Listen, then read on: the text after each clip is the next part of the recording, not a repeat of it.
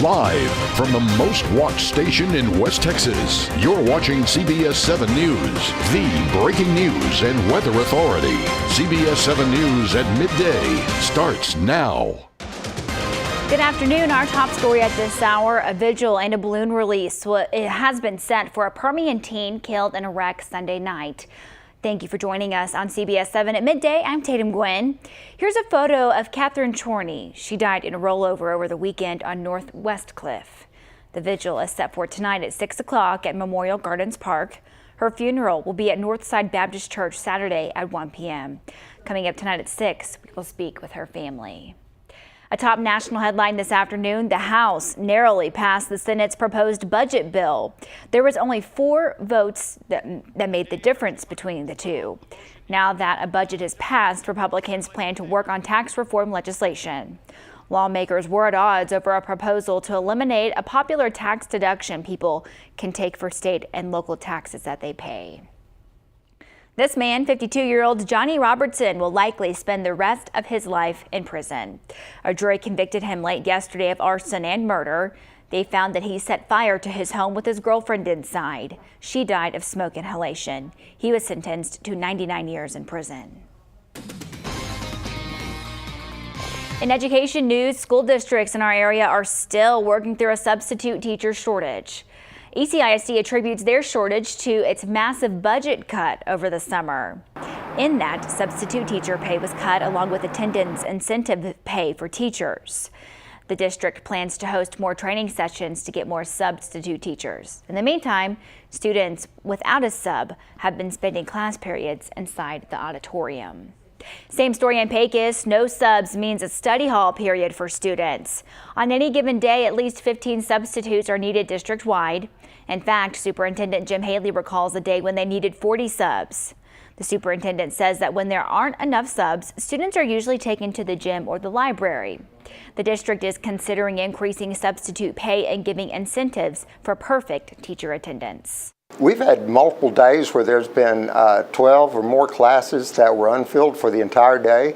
And if you multiply that times 20 students in a class, that's around 240 students on those days that had no one to teach them. That's a big problem. He says on a perfect day, they would have between 75 and 80 available subs.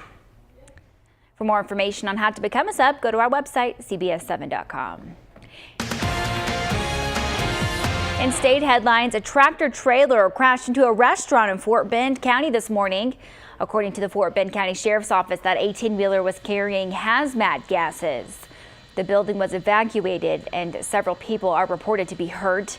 It happened at the Shogun restaurant adjacent to their old Palladium Theater. Northbound lanes of one of the main roads have been closed. All the time.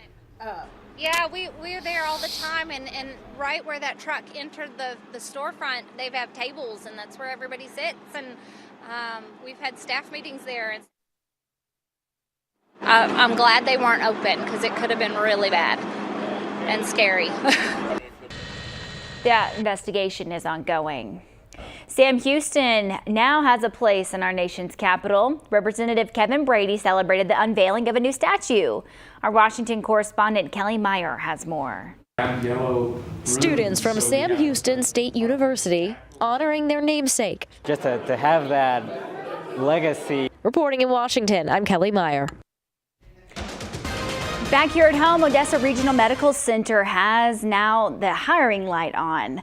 The second day of their 2-day job fair is underway right now. It goes until 7 p.m. ORMC says they are conducting on-the-spot interviews, so bring a resume and dress professionally. All new at midday, 'tis the season for holiday parties and networking. The Midland and Odessa Chambers of Commerce invite you to theirs. It'll be Monday, October 30th from 5 to 7 at Miss Casey's Christmas store in Midland. Organizers say get into the holiday spirit with food, fun, and of course networking.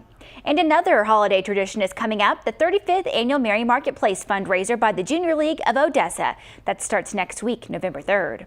It'll be at the Ector County Coliseum, which is thrown by the Junior League. Organizers say Merry Marketplace is a chance for you to shop local while giving back. If you're looking for something fun to do with the kids tonight, why not check out Halloween Fest? It's at the Martin Luther King Jr. Community Center tonight from 6 to 8. Local businesses, churches, and organizations will be on hand. They'll be passing out candy and providing other carnival-like activities for the kids. Organizers say at least 1,000 kids are expected to participate in the free Safe Trick or Treat event. And if you're looking for a safe place for your kids to trick or treat on Halloween, listen to this. Police, fire, and municipal personnel will be on hand at the Central Fire Station in Odessa, handing out candy to trick-or-treaters. That'll be Tuesday, October 31st from 9 to 11. If you are looking to trick-or-treat during the afternoon, the municipal court is the place to be. That's in downtown Odessa. They will open Treat Street to the public from 5:30 to 8:30. It's on Grand Street between 2nd and 8th Street. The city of Odessa reminds people to stay safe by using a flashlight, watching for traffic while crossing the road, and always have an adult check the candy before a child eats it. If you're tired of throwing out store-bought herbs, we've got a great solution coming out the Moms Every Day. And you're looking live over the skies of Pecos, where temperatures might hit 89 degrees. But big changes are coming up tonight. We'll tell you about that in your 7-day forecast. And here's a look at numbers on Wall Street this afternoon. We'll be right back.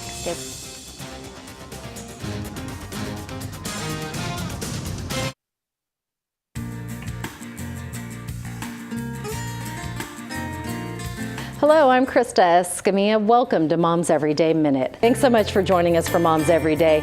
I'm Krista Escamilla. You make it a great day.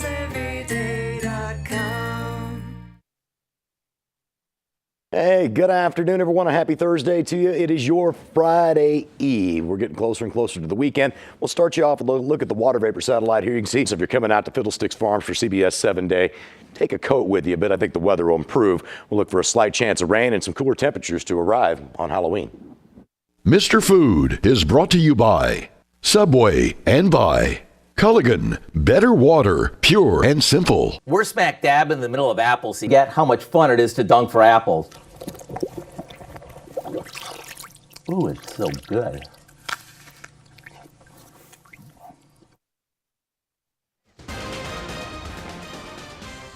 Researchers say there needs to be more accurate single-cell testing of breast tumors.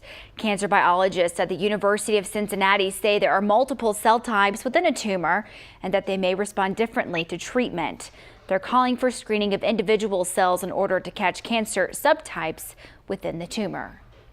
A national survey of American teenagers finds that over the past decade, they've become far less likely to abuse alcohol, nicotine, and drugs.